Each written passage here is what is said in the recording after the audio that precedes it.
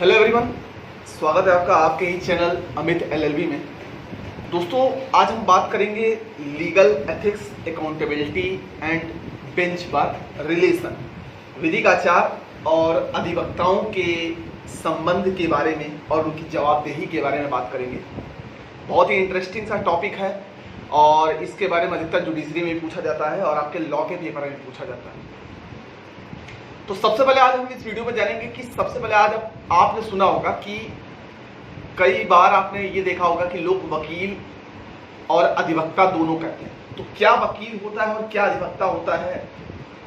तो देखिए, वकील वो होता है जो वकालत की पढ़ाई कर रहा होता है, चाहे वो 3 वर्षीय पाठ्यक्रम पूरा कर रहा हो, 3 ईयर एलएलबी कोर्स कर रहा हो या 5 वर्षीय बीए एलएलबी का कोर्स कर रहा हो, तो उसको हम वकील कहते हैं।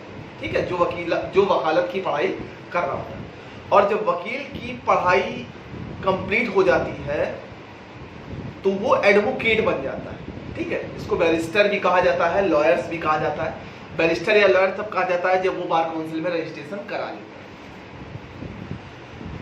तो अधिवक्ता अधिनियम 1961 की धारा 2 का के अनुसार अधिवक्ता इस नियम के उपबंधों का पालन करते हैं और उसके इंडेक्स में अपना नाम दर्ज करवाते हैं। जब कोई वकालत की पढ़ाई पूरी कर लेता है 3 साल या 5 साल की, तो जब उसके बाद वो रजिस्ट्रेशन कराता है बार काउंसिल में, तो उसके बाद वो अधिवक्ता बन जाता है।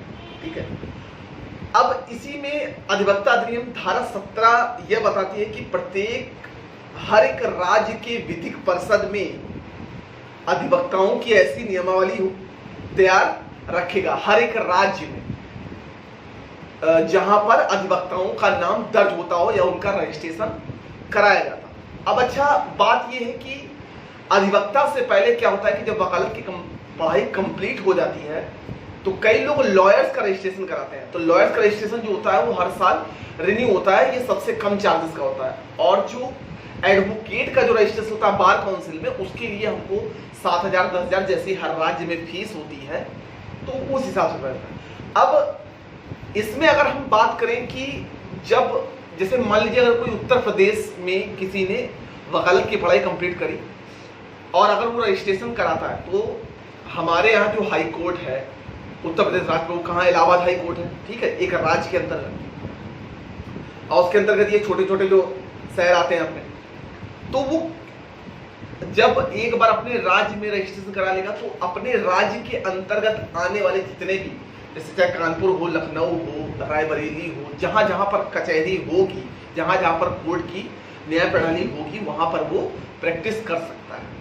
ठीक है, लेकिन अगर यही बात अगर वो चाहे, वो सोचे कि अगर उसको मान लीजिए किसी दूसरे राज्य में, मान लीजिए उसको प्रैक्टिस करनी है, मान लीजिए वो यहाँ पर नहीं रह पा रहा है और किसी भी कारणवश वो चाहता है कि हम दूसरे राज्य में जाकर प्रैक्टिस करें, तो उसका जो रजिस्ट्रेशन नंबर है वो वहां जाके ट्रांसफर कर दिया जाता है। लेकिन सबसे पहले राज्य विधिक परिषद ये देखता है कि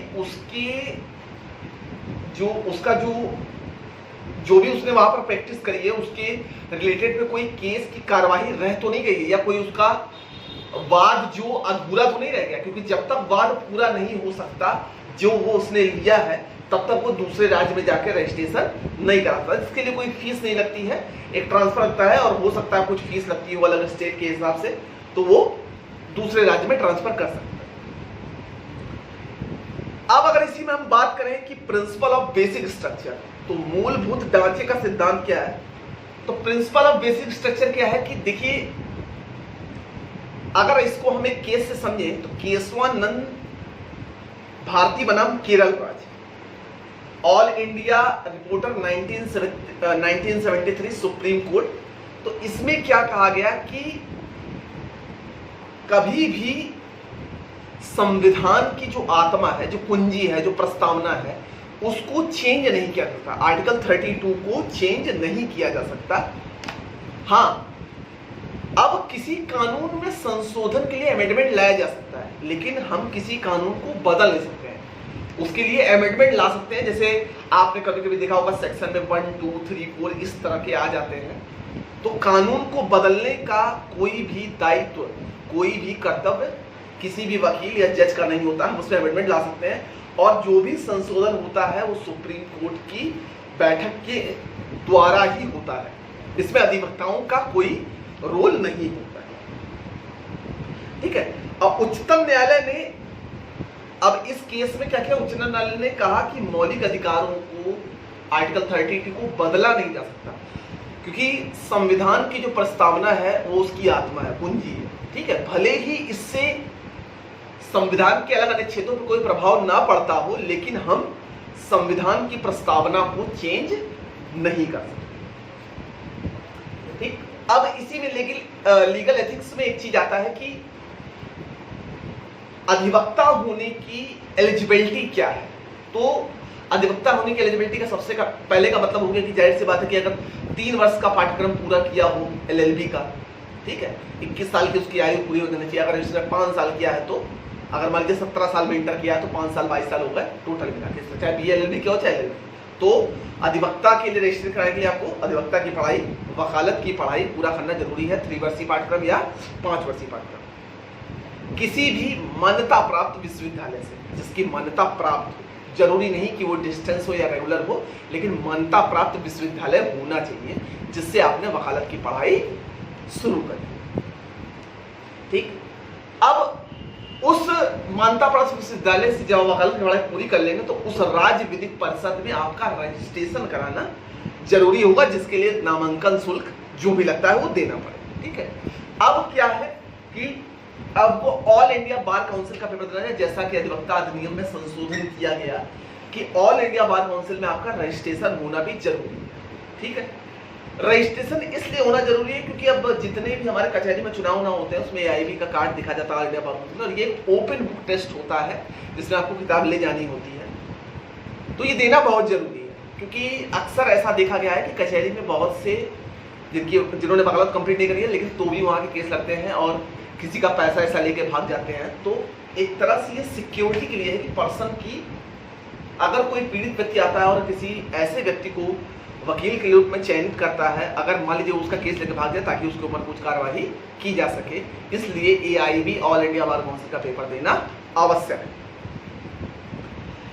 अब इसी में आता है वाक की स्वतंत्रता और content of court, freedom of speech and content of court. तो फ्रीडम ऑफ स्पीच हमको भाई बोलने की स्वतंत्रता है, ठीक है, बिल्कुल है। आर्टिकल 19(1) के काम है, भारतीय संविधान के अनुसार बोलने की स्वतंत्रता है। ठीक।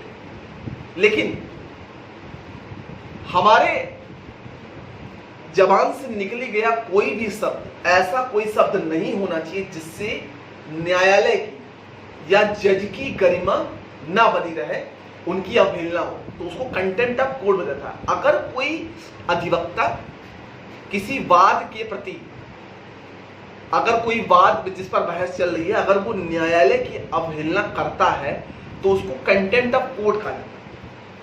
इसमें एक था कि नर्मदा बचाओ आंदोलन में सुप्रीम कोर्ट के जज ने, एक अधिवक्ता ने नर्मदा बचाओ आंदोलन में कुछ न्यायालय की गरिमा पर प्रहार किया, मतलब कुछ ऐसा शब्द बोला जो न्यायालय की गरिमा का अवहेलना कर रहा था। तो सुप्रीम कोर्ट के जज ने क्या किया कि न्यायालय की अवहेलना को मानते हुए उस व्यक्ति को 1 दिन का कारावास और 2000 रुपए के जुर्माने से दंडित किया। अगर कोई भी अधिवक्ता कंटेंट ऑफ कोर्ट करता, कंटेंट ऑफ कोर्ट में कई चीजें आती हैं, जैसे मान लीजिए कि जज के सामने जूता दिखाना, हल्ला करना, कुर्सी को तोड़ना और न्यायाधीश की बात को इग्नोर करना। अगर वो नहीं सुनता है, पहले अगर वो ऐसा करता है तो ये सब कंटेंट ऑफ कोर्ट माना जाता है। ठीक। अब इसी में हम बात करें अधिवक्ता का पारिश्रमिक, अधिवक्ता की मेहनत क्या है। तो देखिए अधिवक्ता की मेहनत क्या है कि अधिवक्ता की कोई फीस फिक्स नहीं होती। सबसे पहली बात ये डिपेंड करता है उसकी प्रसिद्धि पर कि उसने किस हिसाब से केस लड़ा और कितने केस उसने जीते। ठीक है। तो अधिवक्ता और पीड़ित व्यक्ति या अधिवक्ता और उस व्यक्ति के बीच में जो भी करार होता है वो उसका पारिश्रमिक होता है, मतलब उसकी मेहनत होती है, उसका वो अर्निंग होती है जिसको वो ले सकता है, जिस पर किसी का कोई बाउंडेशन ऐसा नहीं है कि 50 ले, 100 ले, 500 ले, 1000 ले, 1.5 लाख ले, 2 करोड़ ले, 4 करोड़ ले, जितना ले सके, वो इंसान की हैसियत के हिसाब से ही उससे लिया जाता है। इसमें किसी का कोई रोक टोक नहीं है, ठीक। ये अधिवक्ता, क्योंकि इनके लिए कोई फीस निर्धारित नहीं, ठीक है। तो दोस्तों उम्मीद करते हैं कि आपको ये वीडियो पसंद आया होगा। पसंद आया हो तो इस वीडियो को शेयर जरूर करिएगा, लाइक करिएगा। अगर चैनल पर नए हैं तो सब्सक्राइब जरूर कर लीजिएगा। मैं ऐसे ही आपके लिए वीडियो लाता रहूँ। तब तक के लिए धन्यवाद। अपना ख्याल रखिए, घर पे बने रहिए।